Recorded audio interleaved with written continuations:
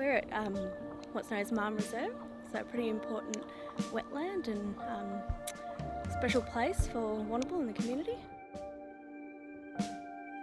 We got some money to do a grant to do some weed management and re-veg, and we did a fauna survey as part of that. So the initial results of that are indicating that a threatened species, the white-footed dunnart, has hung on in this little patch, as well as some other significant species, which has been a real surprise.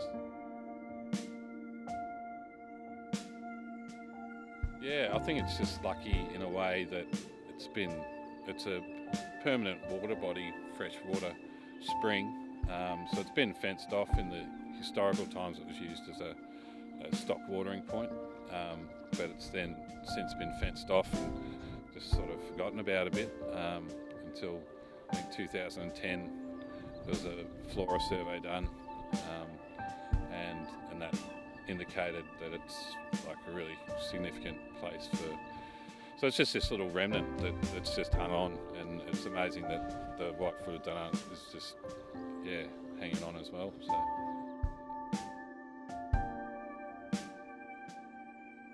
Yeah, well, the idea was just a meeting of the minds, because often you're just emailing backwards and forwards concepts and ideas. So today it was really good to have a smoking here with Brett and a song by Lee, because it was probably in the history books home to one of the clans, one of the 52 clans, the Maam Reserve. So it's great to have everyone together and just a real positive vibe to problem solve, I guess. Yeah. It's significant because, as far as we know, our elders, or whole people, use that area, around that area, to collect food, grass sources, dilly bags, all that type of material that grows there. And that's the reason why it's very significant, and it's very significant that we try to keep it as protected wherever we can.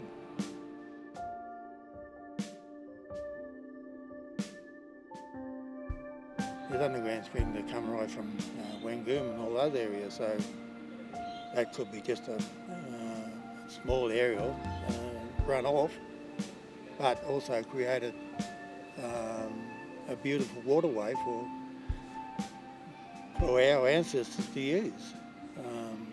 Food, water, and lots of other things they would have used it for.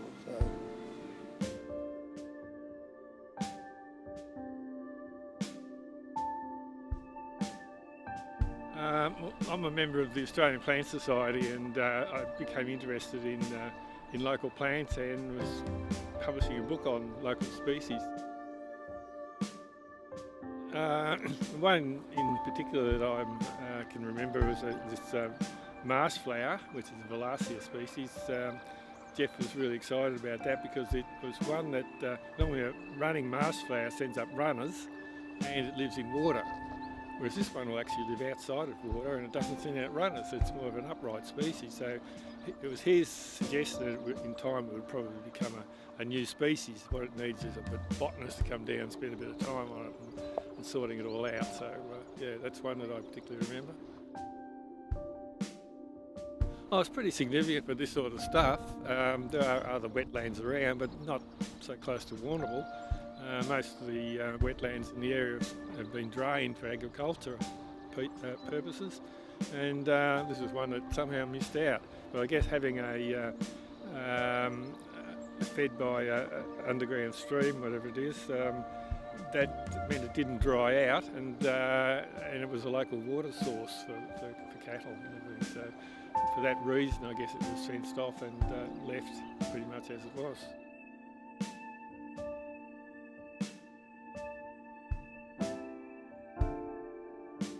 It is remarkable that there's a site like this anywhere in the Western District. The Western District is one of the most cleared parts of Australia. Europeans arrive, they let their cattle and sheep off the boats, and they started knocking the trees down, and in a very, very, very short amount of time, all of the Western District was completely modified.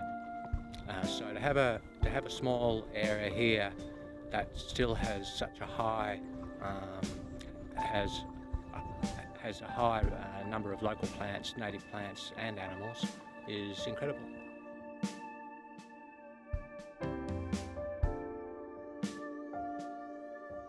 We've done some water sampling, so some water quality testing and some water bug testing, sampling as well, so figuring out what sort of macroinvertebrates are in there and little water bugs. And we managed to pick up some fish and stuff as well, so some crustaceans as well, so it's really, really exciting stuff. You can see the animals using it, and if the animals are in here using it, then there's obviously an important resource. And you learn, I think you learn to look for that when you're looking at wetlands. Sure, they all have their issues and their management issues, but nothing that can't be overcome, I think. I think it just reinforces the value of this particular site. I think it's a great story to share with people of Warrnambool that we still have pockets like this in our own backyards, and just getting that message out there so people can appreciate that and go to places like Lake Batove and understand how that fits into our local ecosystems with the water birds and the frogs and the fish, and that's just all part of the environment that we live in.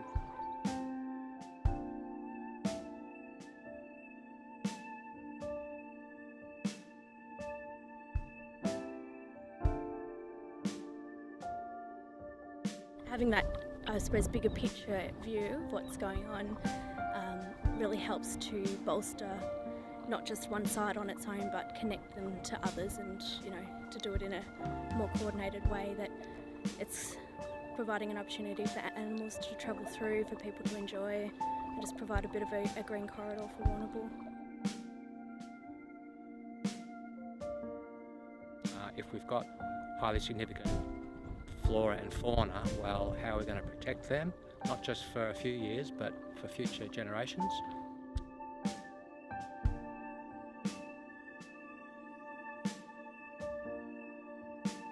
Really important to value these little areas that exist, and let's face it, in Warrnambool there's not much that we have left, and if we can preserve these areas and make them valued and allow people to enjoy them, all the better.